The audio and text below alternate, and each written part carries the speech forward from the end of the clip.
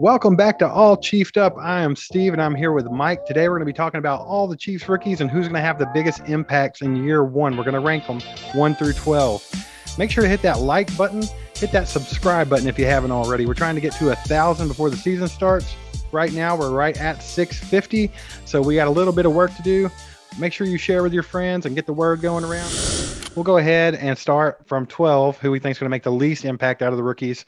We're going to do 3 at a time. We're going to talk about them. Mike, I'll go ahead and get us started. I think number 12 on the list is going to be Nazeeh Johnson, number 11, Jaylen Watson, and number 10, Mike Rose. That's the 3 that I have for 12, 11, 10. That's my 3 too, but just a little different order. I've got Mike Rose at number 12. I've got Jaylen Watson at 11 and Nazeeh at number 10. The reason I give Nazeeh a little bit of a nod over Jaylen Watson is I think he's faster. I think he's more versatile. I think he can play special teams a little better. Mike Rose being dead last, not anything to do with Mike Rose, but we just covered him in a player special. Steve can link that up top. I just don't know if he's going to make the team. Honestly, I don't know if any of these 3 guys make the team, to be honest. Right. The guys that we have down towards the bottom of this list, there's always that risk they're not even going to make the 53-man roster. We could be talking about practice players here. And obviously, if they're on the practice squad, they're not making a huge impact for the Chiefs in year one. So that's why I put these guys at the bottom 3, just because there's a lot of stuff going on in that secondary. There's a lot of players, a lot of competition. And I think that Jaylen Watson and Nazeeh Johnson both have more of a possibility of being practice squad players and actually being on the active roster. And Mike Rose, I also think he's going to be a practice squad player more than likely. So that's why I have them my bottom 3. Yep, same here. Let's go on and get to number 9 and 8. I got Jerry and Ely at number 9. And this might be controversial, but I got Justin Ross at number 8. The reason being, we haven't seen how they're going to use Jerry and Ely yet. Like, is he going to play some of the slot? Is he going to be, that the running back room is deep. So I don't know if Jerry and Ely can come in and make an impact this season on this team. Not saying in the future he can't, but he may not even make the roster either. Justin Ross at 8. Again, he's coming off injuries. There's no rush to probably get him back. We have a pretty deep wide receiver room. Again, don't even know if Justin Ross makes the roster, the 53-man. He just might go to practice squad. So that's why they're at 9 and 8 for me. All right. What about number 7 for you? What do you got on 7? We're doing it in 3s. Gotcha. Okay. Yeah. I got Isaiah Pacheco coming in at number 7. The only reason is I got him about middle tier. Can he work himself up in the running back room? I think he can, but that's still a deeper room. And then he's got some special team ability. He may be on the field sometimes during special teams. They drafted him in the 7th. They really like him. They give him a big contract. I think it was 4 years right off the rip. So I think he makes the team. And that's why now Isaiah Pacheco and above, I think they'll make the 53-man roster. And I think Pacheco will be the last guy on my list that makes the team and the last guy that has the impact. All right, cool. So we had the exact same 9 and 8. I had Jerry and Ely at number 9, Justin Ross at number 8, for the same reasons that you cited. They might not make the team. There's a possibility. A lot of people are heavy on Justin Ross having to make this team. They say we're going to lose them if we don't put them on the 53-man active roster and yada, yada, yada. But I went ahead at number 7. This one might be a little bit of a twist for you. I got Leo Chenal at number 7. The reason why I have Chenal so low on my list of impact in the rookie years, because I'm not quite sure how he's going to be used in this rookie year. I was watching something with Mitch Holthus talking about Elijah Lee. Apparently Elijah Lee is got the nod in that spot over Leo Chenal at the moment. So unless they go out in camp and see something totally different, it might take a little while for Chenal to be able to get into that lineup and get worked in. So I'm not saying that he won't have a huge impact while he's on the field, but I think overall I'm going to have him around that number 7 mark because I don't think he's going to be out there a lot at first. At number 6, I actually have Leo Chenal for the same reasons you just said. I think Chenal is he's brought in to play the strong side linebacker. That's why he's in for my 6. I think he could have some impact rushing the passer, but I don't think he's going to be on the field a lot over a lot of the linebackers. And barring injury, which is possible, linebacker's a very physical position. And I think he'll do some special team stuff. I think Leo could play special teams possibly. For sure. But yeah, that's why I have Leo at number 6, right below Pacheco at 7, kind of for the reasons you put him at number 7. So I think we're on the same page there. I'm curious to see who you have at number 6. Number 6, I have Brian Cook, safety. I think he will get more playing time than Chanel, but I do think that they're going to share a lot of that time as well because, like I've mentioned before, a lot of times there will only be two linebackers on the field, and then you would have Brian Cook in there playing that Dan Sorensen role. Because a lot of times Spagnuolo likes to have more secondary, more DBs on the field and less of the linebackers. So I think that's part of it. Also, I think he's going to have some big plays. I think that he's going to be, you know, some flashy plays, with his big hits and everything. But I just don't think that he's going to be a huge impact in his first year. I expect to see a bigger impact in the secondary coming from Juan Thornhill having a comeback year or Justin Reed his first year in Kansas City. So I'm going to go ahead and stick with Cook at number 6. At number 5, I have Isaiah Pacheco. I have him at 5 because I think there's a very good chance that he could get a lot of carries later in the season. I think that he will make the 53-man roster, and I think that he might work his way into getting a good share of the carries, especially if he starts catching the ball out of the backfield a lot, if he can adjust to the NFL game. He's just so fast, and he fits right into the scheme, and I think that there's a chance that he could come in and be a huge impact player his first year. Yeah, that's why I had him in my top 7 as well. At number 5, I have Brian Cook. You had him at 6. Exact same reasons. I don't know if Cook is going to get the starting nod. I think Thornhill could have a big comeback year this year. Cook probably makes flashy plays. He'll definitely make a few hits. He's good in coverage. He'll probably pick the ball off once or twice, possibly. But it's not a given. He's not a definite, hey, he's going to be starting from day one kind of guy. Then again, he could go into camp, and this is what we're looking at. He could play Juan Thornhill right to the bench, and you might see Cook from day one. So I'm going to take a chance on Thornhill, saying Thornhill maybe has a good season this year. So the playing time is going to be split a lot more for Cook than some of these guys. So that's why I have Brian Cook at number 5. So at number 4, we pretty much got the same players here. We put them in different rankings, but I think our top 4 is going to be the same again. Number 4, I have Trent McDuffie. Why I think he's number 4. It's kind of the same reason I said with Cook. I don't know if McDuffie's going to start the season as the boundary guy, the corner 1, the corner 2. If Fenton's shoulder's fine, I think Fenton probably still plays it. And I believe, you have I forget the name. Lonnie Johnson. Well, you have Lonnie Johnson. You have the other guy that we liked last year. L'Jarius Sneed. Yeah, we have Sneed. I went blank. So yeah, we have Sneed. We have Fenton. McDuffie could play that nickel row. That's where I probably see him. I don't know how big of an impact you can make on a team for a full season just playing a nickel corner row, and that's why I kind of have him at number 4. But I do think he has a good season. I mean, Trent McDuffie is going to be a stud, and I think he contributes this year a lot. I just don't know if it's top 3 worthy, so I'm going to put him at 4. All right. I also have Trent McDuffie at number 4, and my reasoning was very similar to yours. I think that L'Jarius Sneed's going to have a big year. I think that he's going to get to slide over and take Lil Mooney's spot over there at that number 1 corner role. And then, like you said, if Fenton is healthy, I think he will play the other side. Also, Lonnie Johnson will get a lot of that, timeshare as well. So I do think McDuffie is going to be down in that nickel position. And like you said, how big of an impact can you have at the nickel position? I mean, you can. We've had some nickel corners before that were huge. Like, was it Kendall Fuller, the year that we won a Super Bowl? And I mean, not discounting that position and those guys. I mean, they do make an impact.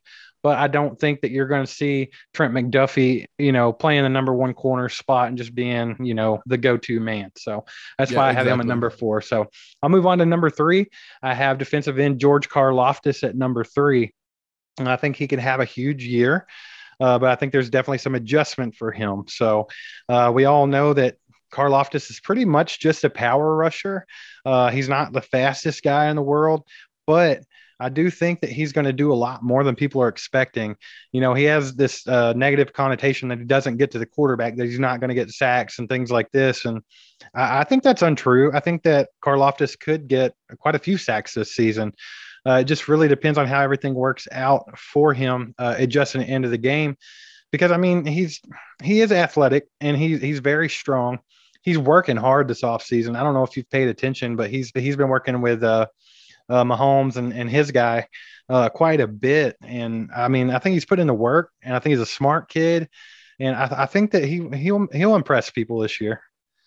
Yeah, that's a good one. At number 3, I actually have Darian Kennard. I put Kennard, he's a 5th round pick, obviously, but I do have him as making my 3rd most impact on this year's roster, mainly because I believe he's going to be a starting right tackle at some point. I don't know if it'll be when camp starts. I don't know if it'll be halfway through camp. I don't know if it'll be in the preseason, the regular season. At some point, this dude will win that starting right tackle slot. And Yeah. I think Kennard makes a pretty good impact. I think he does. I don't know if you put him on the same caliber of season as, Creed Humphrey and the guard had last year, Trey Smith. But I mean, he's going to be up there and he's going to be serviceable. We've watched him play at UK. Again, we're Kentucky fans. We watched this guy for his entire time in college. He's a stud. He went against good competition in the SEC and he held his own, quite frankly. Right. And yeah, I think Kennard's going to be a pretty big impact on this team. And that's why I have got him all the way up to the number 3 spot. All right. At number 2, I actually have Darian Kennard for the exact same reasons. I think that he's going to get that starting right tackle job. Let's just assume that Orlando Brown does play this season, which I think he will. Darian Kennard has the ability to be that last piece and possibly the best offensive line in all the NFL as a whole.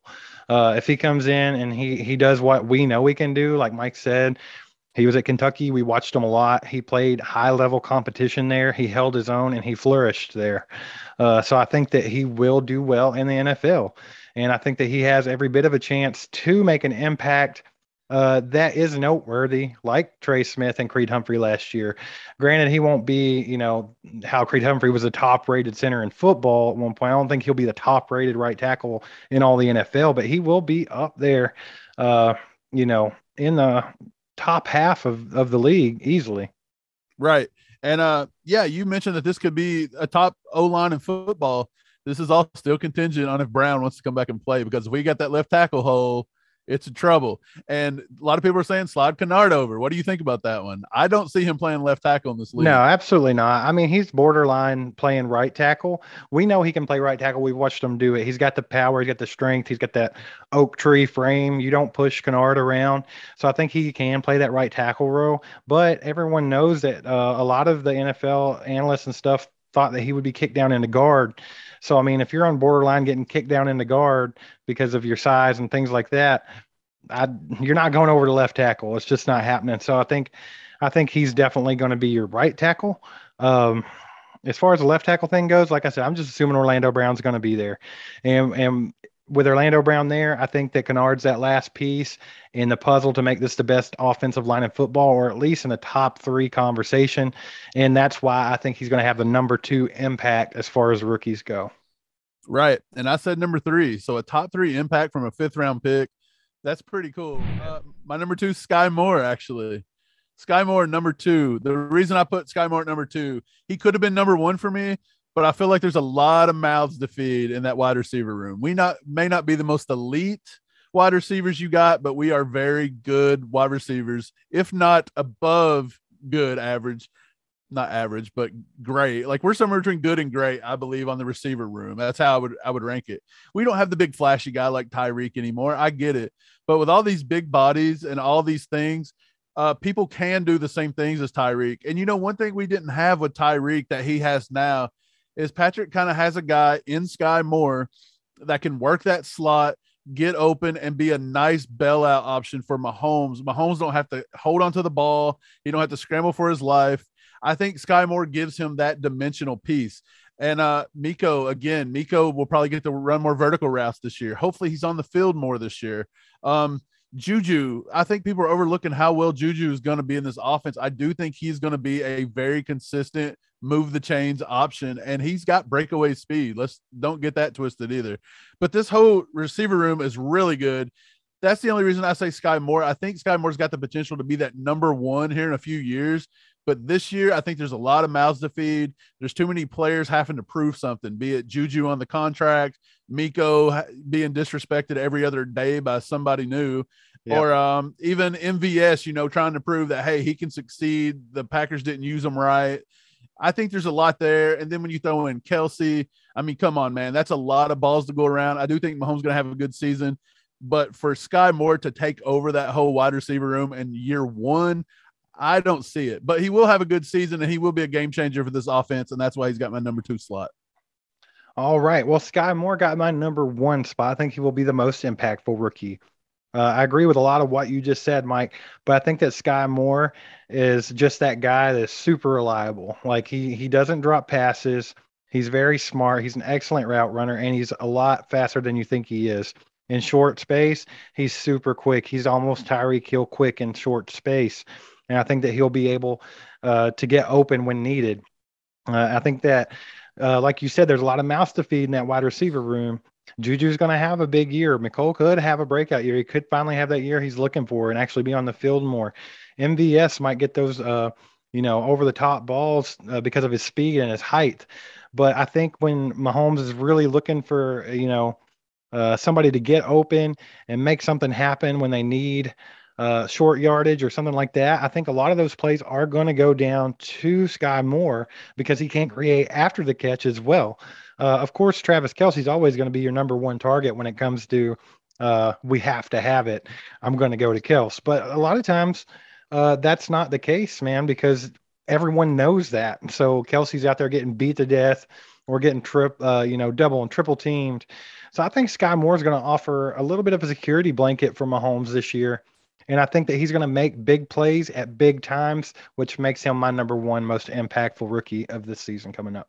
That's an excellent pick. I'm going to have to go with my boy, George Karlaftis. And the reason I say that is it's his to lose, in my opinion. He's got a built-in, probably starting role.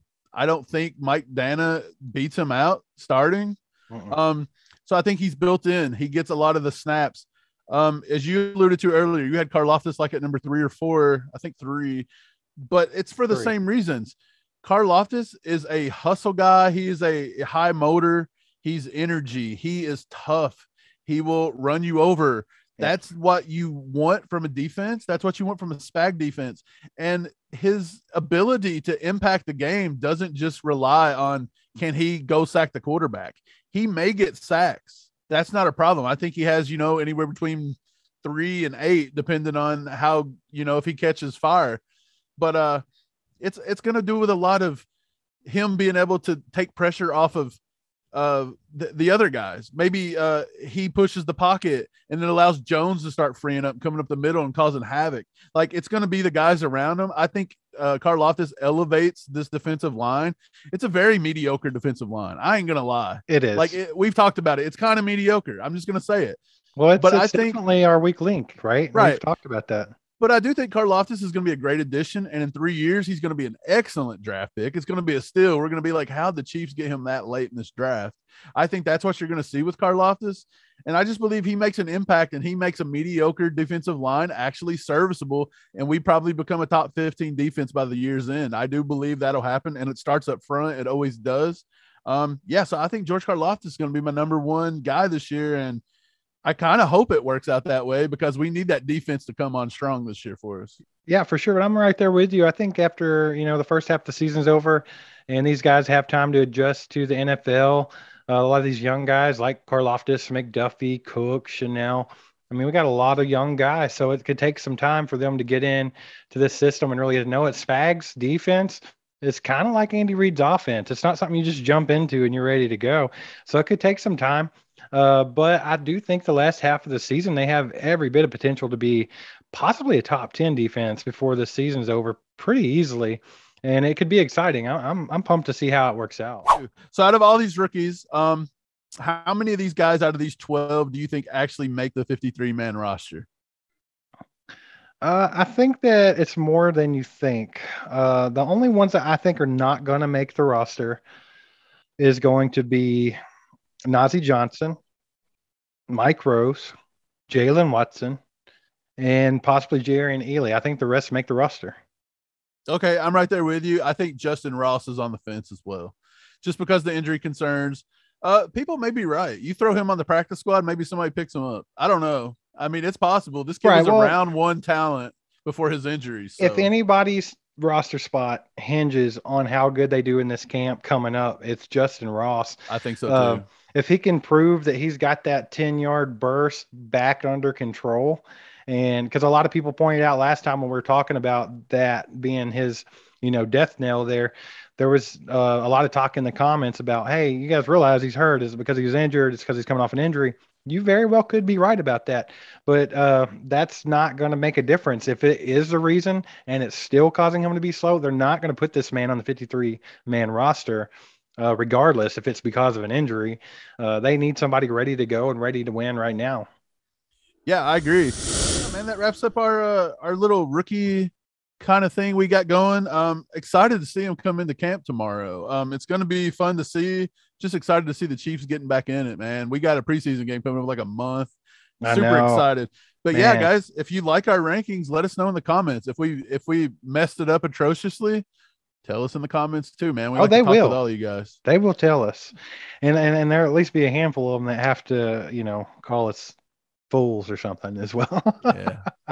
Hey, but no kidding. Thanks for joining us. We appreciate you guys watching and subbing and liking and everything that you guys do. Make sure you get in the comments. We don't care if you talk trash to us. It doesn't hurt our feelings. It's all in fun. We love talking about football. We will reply to you guys. So make sure you throw whatever you're thinking down in the comments. Like I said, make sure to subscribe. We're trying to get to 1,000 before the season starts. So if you're watching and you're not a subscriber, now's the time to go up and hit that subscribe button. Also hit that bell notification. That way, when we come out with new videos. Mike, anything for Chiefs Kingdom before we jet on out today? No, man, that's going to do it. I think we had a nice, productive conversation today. All right. Thanks for watching, and we'll see you next time. There goes a sight from my soul.